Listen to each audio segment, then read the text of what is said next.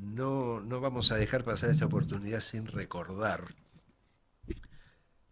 que se cumplieron el mes pasado, en junio, 20 años del fallo de la Corte Suprema recaído en la causa llamada Simón. Un fallo que es fundamental en materia de derechos humanos, porque fue el fallo de la Corte Suprema que permitió, primero, que declaró la inconstitucionalidad de las leyes de punto final y obediencia debida. Y esto permitió continuar o iniciar muchísimos juicios de los que denominamos por delitos de lesa humanidad.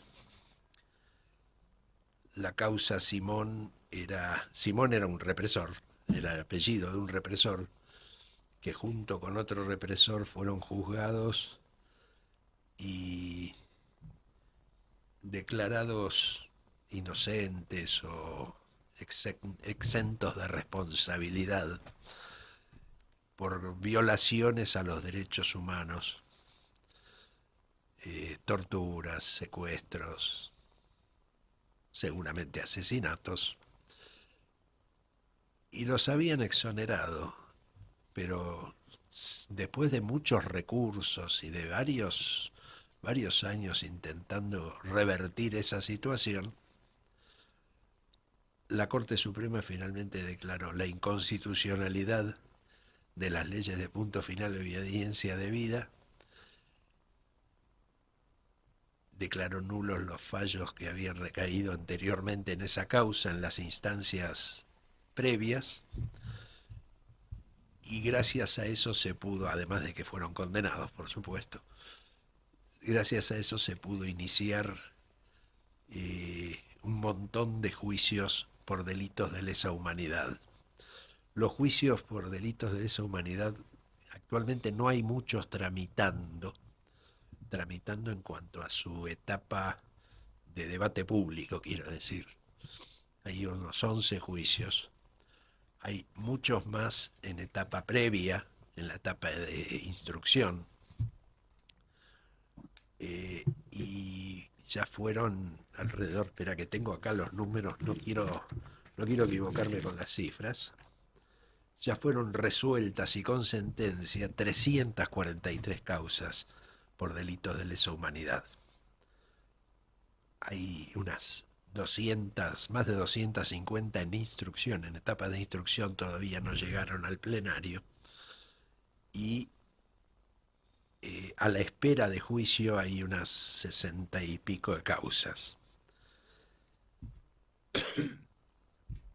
Otro tema interesante con respecto a los juicios de lesa humanidad es que también se declaró eh, la necesidad de lo que se llama judicialmente, es un tema muy técnico, lo que se llama judicialmente un reenvío de una causa. El juicio McEntore. En el año 2023 la Corte Suprema dejó abierta esta puerta para que este juicio llevado a cabo en Córdoba, por el cual una empresa fue apropiada y quebrada por la dictadura militar, la empresa McEntore, y todos los intentos posteriores de la empresa y de sus responsables fueron inútiles, hasta que este fallo del 2023 de la Corte Suprema permitió reabrir esto y, bueno, se declara la responsabilidad de los represores que encabezaron ese gobierno de facto inconstitucional sanguinario, que no solo evidentemente tenía por finalidad reprimir a los supuestos subversivos, sino que tenía por finalidad quedarse con empresas, apropiarse de bienes, cosas que ya sabemos de sobra que hicieron.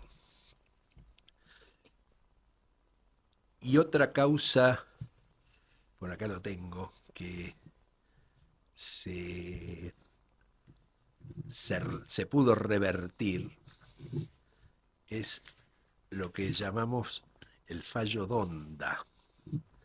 Si le suena el apellido, está bien que le suene, porque estamos hablando del tío de Victoria Donda. El tío de Victoria Donda, que es el que le da el nombre a este juicio, fue un represor, fue un integrante de las Fuerzas Armadas que durante la dictadura reprimieron. Y a este Donda, no recuerdo y no me importa demasiado recordarlo, el nombre de pila del tipo, eh, lo que se le atribuye y lo que se le probó es que a Victoria Donda él la entregó a sus apropiadores, el propio tío. Eso pudo ser revertido no hace mucho tiempo.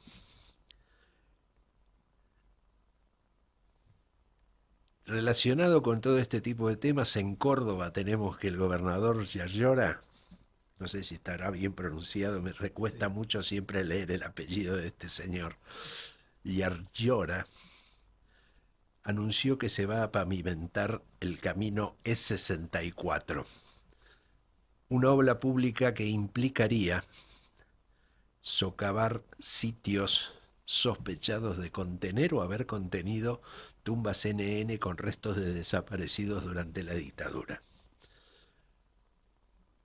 Se está tratando de impedir por todos los medios, el resultado es incierto hasta ahora, no hay ninguna novedad al respecto, pero se está tratando de impedir por todos los medios que el gobernador de Córdoba lleve adelante esta obra pública, porque no es la primera vez, ya conocemos en otros casos de centros clandestinos de detención o lugares donde había tumbas de NN desaparecidos durante la dictadura que pretendieron ser demolidos, excavados, aniquilados en definitiva. Y hay un juicio que empezó la semana pasada, ya tiene una semana de estar tramitándose en la etapa plenaria, en la etapa de debate, en la etapa donde declaran testigos y demás, en La Plata contra dos policías bonaerenses, uno de apellido Morazo y otro de apellido Delía, que son los que están acusados porque no informaron a la justicia que habían encontrado el cuerpo sin vida de Rosa Corbalán.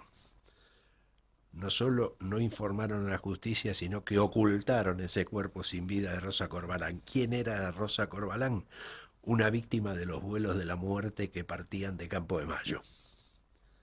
Empezó hace una semana el juicio contra estos dos policías.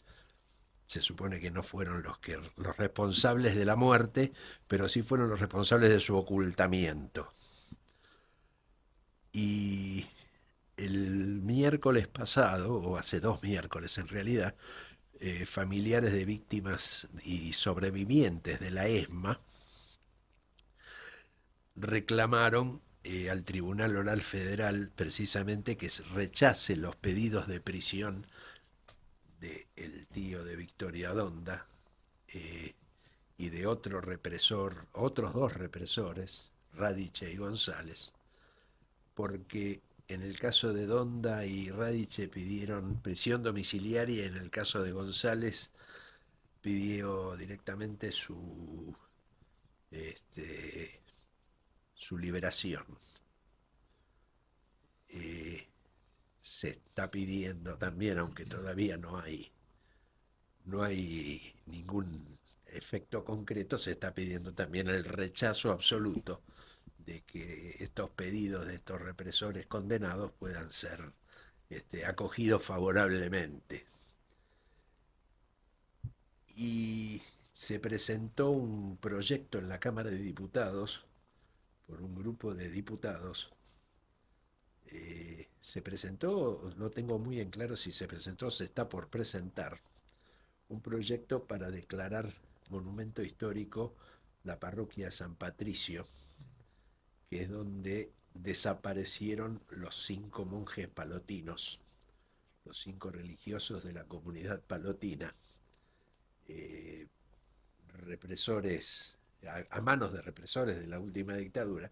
Se supone que esa desaparición algunos la vinculan con un acto de venganza porque 2 días antes había estallado la bomba, la famosa bomba en el comedor de la policía. Y se está pretendiendo declarar a esa parroquia como monumento nacional. Atroz. Atroz. Lo único que se me ocurre decir. Y aprovecho para que lo iremos charlando en otros programas, porque ya estamos casi Estamos sobre la hora, de pero la hora, quedó un tema, y queda un tema que no lo vamos a dejar pasar, simplemente, hay que mencionarlo por lo menos. claro, no, quiero simplemente recordar que estamos aproximadamente en el 80 aniversario de la liberación de los detenidos y maltratados de los campos De de los campos de campos de concentración. concentración que hubo en Europa en la época del nazismo, del fascismo, y que, bueno, en algún momento también recordaremos por su también paralelismo, ¿no?, con lo que ha sido la barbarie fascista de la dictadura más sangrienta que tuvimos acá, que fue la de Videla, y las aproximaciones de muchos que desde este gobierno y de los movimientos que lo apoyan están haciendo. Y un tema que también nos quedó, lo vamos a desarrollar en el próximo programa, pero lo tenemos que mencionar. Apareció el nieto 140. Claro. Ese tema lo vamos a desarrollar porque merece ser Sí, desarrollado sí, es muy importante. más que enunciado solamente. Claro. Muy importante porque es una lucha que, digamos, contraviene la lógica que es que hayan sido los propios familiares que tienen que buscar a quienes fueron apropiados de bebés y les han sacado su identidad y los han entregado a familias para que pudieran sostener una identidad distinta. Que haya aparecido el nieto 140 significa que hay uno más que recupera su identidad, que fue de alguna manera oculta a través de que ese bebé o niño fue entregado a una familia apropiadora, le cambió su nombre, le cambió y muchas veces hasta la fecha de nacimiento y por supuesto todos los datos de filiación, incluyendo nombre y apellido. Así es, pero Así lo que vamos a seguir lo desarrollando vamos bien. a recordar, hacer un recordatorio más amplio en el próximo programa. En una pausa muy breve volvemos para despedirnos.